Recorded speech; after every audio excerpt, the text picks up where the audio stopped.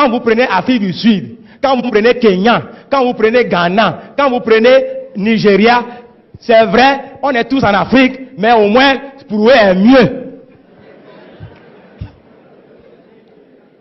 Tout simplement parce qu'ils font preuve de créativité. Ils sont plus entreprenants.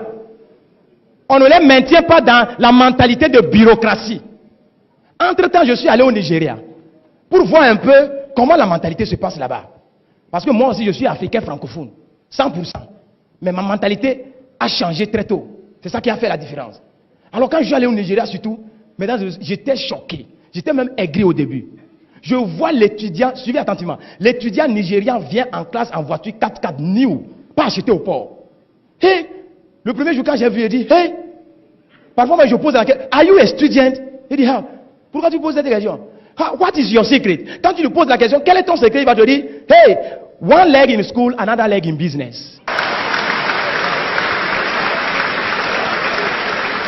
Notre mentalité ici, notre culture ici, notre philosophie, l'éducation qu'on nous a donnée très tôt, c'est qu'un pied à l'école, l'autre pied se trouve où? Dans les affaires.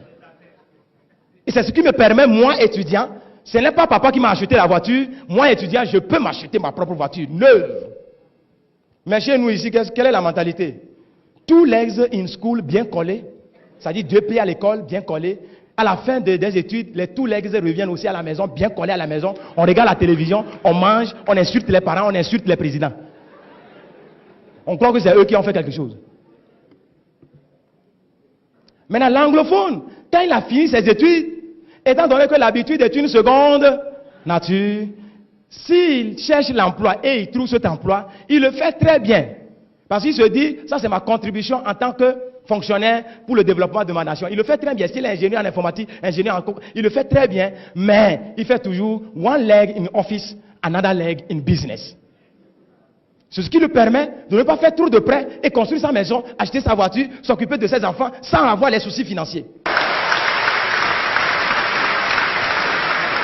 Mais revenons chez nous, en Afrique francophone.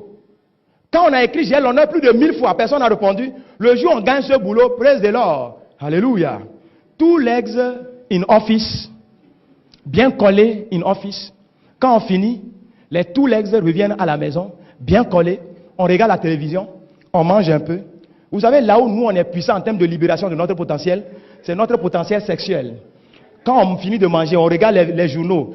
Tout ce qu'on dit dans les journaux, c'est la négativité. On est énervé encore. On va se coucher, on libère son potentiel sexuel sur la femme. Nos femmes en Afrique francophone sont tellement fécondes, elles attrapent rapidement, elles fabriquent beaucoup d'enfants. Et quand on fabrique beaucoup d'enfants, les conséquences, c'est que les charges s'augmentent. Quand les charges s'augmentent, le matin, on se réveille, on est énervé, on court, on va au bureau, on revient le soir, on regarde la télévision, on mange un peu. Quand on est stressé, le seul endroit où on peut libérer son stress, c'est sur la femme. On libère encore, la femme attrape, on fabrique encore plus d'enfants, on va au bureau, on revient le soir, on regarde la télévision, on mange un peu, on libère encore, la femme attrape. Au lieu de dire un peu non, les femmes aussi attrapent seulement.